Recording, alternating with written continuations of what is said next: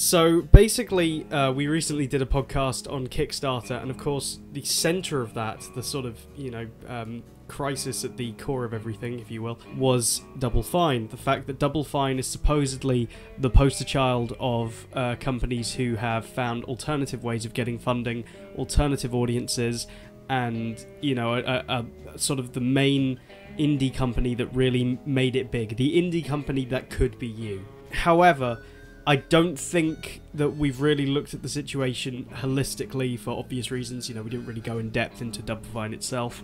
And while I'm a huge fan of their work, I am paying heavy attention to the fact that things could go wrong, or things are not necessarily as they seem. And that's basically where this discussion is today. Yeah, basically one of the latest pieces of breaking news for Double Fine is that things haven't apparently been going their way.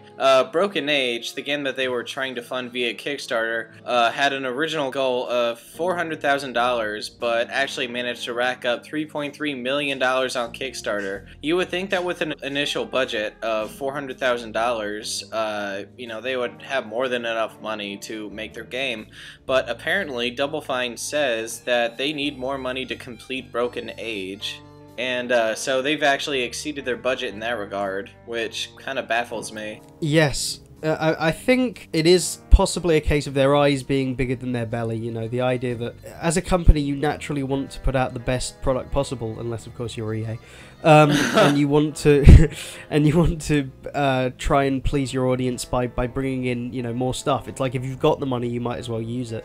However, I do think they've come across the fact that they're overreaching themselves. Yeah, I think a major problem here, they had the goal in mind, and I think this is just a problem with budgeting. They don't know how to budget themselves properly, and I think they're reaching for the stars, as you said. We saw this case with, and this is going to be a really bad example, it's not comparative for the sake of quality of the games that are going to be made, but Duke Nukem Forever. They kept changing things because, we want to keep reaching for the stars and make it the best that we possibly can, but there's a point when you make it goes from making things the best that you can to, just utterly screwing up. I mean, I know that Double Fine is known for its good games, don't get me wrong. I'm just afraid that if they keep doing this with Broken Age, they might suffer possible decline in quality. Yes, absolutely. Well, this is the thing, isn't it? The idea that too many cooks spoil the broth. So the minute that you get all these extra factors in there, suddenly the idea that they first had that was feasible and everyone was on board with has become another thing. And then you have to ask yourself, I mean, it's not serious fraud or anything, but you have to say, is this what we originally put money towards? On the one hand, I kind of wish that I put money towards it because I really wanted to see the documentary. I guess I could still buy it, I could still see it, but I'm heavily considering investing in that just to see exactly the process. I mean, that was one of the perks of making the game in the first place, was that they were making a candid documentary about the process. Yeah. I'd really like to watch that to get a more objective view on exactly what they're... Although maybe the documentary is edited as fuck, we don't know. I'm going to bring up an example that I've been mentioning before to Max and Matt in discussing the idea for this episode, but there's a game called A Hat in Time, and it was basically a 3D collectathon platformer in the spirit of Nintendo 64 games like Banjo-Kazooie and Super Mario 64, and, they came onto Kickstarter to basically get money to finish their game. However, they had a build that was actually made with $0. They had, a very, very, very rough draft that they made for $0, like a full finished level, and they basically came onto Kickstarter with a goal of, $30,000 to finish their game. They got $296,360, and it was successfully funded, but with the extra money that they would have gotten, they had stretch goals, like developer commentary for $40,000, co-op mode for $50,000, bonus chapter for $80,000, it goes on. And the question is that just arbitrary?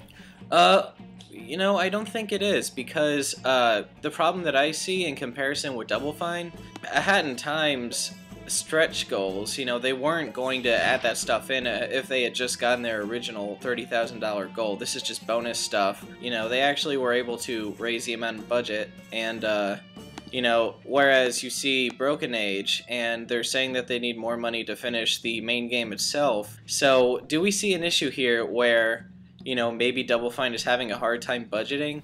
Yeah, that sounds like the case. It sounds like they had a plan to begin with, and they've completely gone off the rails with that plan. So it is a learning experience, I suppose, not just for them, but for everyone involved in it. I mean, as you were saying about the fact that these guys, they made it on a budget of $0, to begin with, all of that stuff. That's not where I think Double Fine's money is going. I think it's going into marketing, because that's where they fell down all the other times. Perhaps. I mean, yeah, like they haven't really been able to get themselves out there, and I understand that. Yeah. I think another point that could be brought up, you mentioned before how Double Fine is an indie company, so, yes, but they consider themselves as such. But when they're working on this kind of budget, when they're bringing in this kind of talent, when they're bringing in all of these extra, additives, is it suddenly not an indie game anymore? Even if it is being published by themselves for the people who have asked for it, is it no longer an indie title by the fact that it has been bloated to this sort of bigger production? Have they become the studio, middleman themselves? I mean, in a way, if we're looking at it really semantically, I guess you could still call it an indie game because it is self-published and it is just their baby.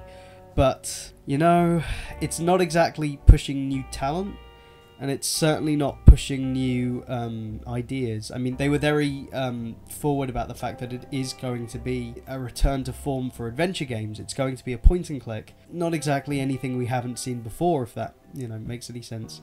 Again, this isn't about is it going to be a good game or not. So the people listening, do not get us wrong on that one. We're not bashing the game. Yeah. What we're trying to say is, objectively, is this really what it says it is, and should people wise up a little as a result? Yeah, should people treat it as such? Yeah, because you don't want this to sort of be representative of the indie movement, I suppose. Not that I mean, there are some bits of the indie movement I absolutely loathe and despise. There are some bits of it I think are genuinely commendable. Yeah. And I don't know that Double Fine... I feel like Double Fine is a maverick in many ways. It's all its own thing. But this was one of the issues of our Kickstarter podcast. The idea that they are being used as a beacon with which to legitimize all these other prospects. I don't know that that's right. See, I think... in my opinion, I think that prospect of them being indie, there are two different ways to look at this. I used to study film in undergrad, and one of the things that they, emphasized for indie was, indie movies are supposed to express a certain idea. It's supposed to, think outside the box, be more artistic. If Broken Age is, bringing back a certain form of gameplay, then in that respect, it may not be innovating or doing much. But the second aspect of, being an indie developer that you can think about is, they're doing this by themselves. They're not doing it with a major publisher like EA, Activision, Bethesda, nobody like that. They're doing this on their own. They're asking the fans for help. In that respect, they're outside of the mainstream. This is true. In trying to bring this product forward. So you could look at it that way. So in that respect, it may be indie, but if it has the spirit of an indie game, if it does the same thing as before, it may be lacking. Then again, we've seen games that have taken on, conventional gameplay aspects like, what's that platformer indie game? There's a lot of them. Yeah, exactly. There are a lot of platforming indie games, and I mean, is that as indie as Mario? But this isn't an indie discussion, so you can debate that amongst yourselves. I mean, the thing is, the idea that, would other studios be advised to follow their route?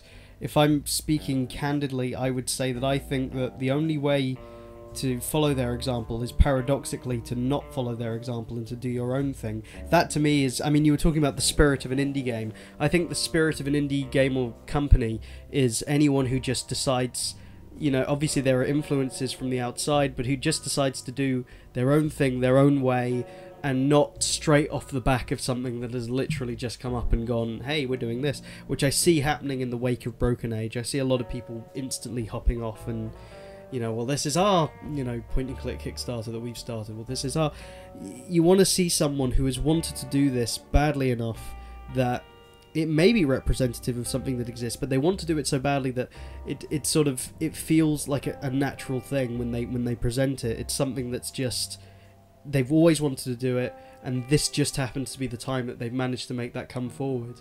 And I do see that with projects like, is it Shovel Knight? Yeah, Shovel Knight. I see that with projects like Shovel Knight. I mean, that's heavily inspired by Mega Man, but, you know, it's clearly something that the guy who made it has always wanted to do. Yeah, I agree. I'm glad you do, Ken. I agree. Welcome to the Echo Chamber. The Echo, everybody's favorite Echo Chamber, Kenny Farino. You mean like you're just every member at the table, we're all Ken? Yes. Just there are different shades of Ken. 50 Shades of Ken. 50 Shades of Ken. Oh no. Oh god. Everybody will be thumbing through that book. Wait, no. Change that word.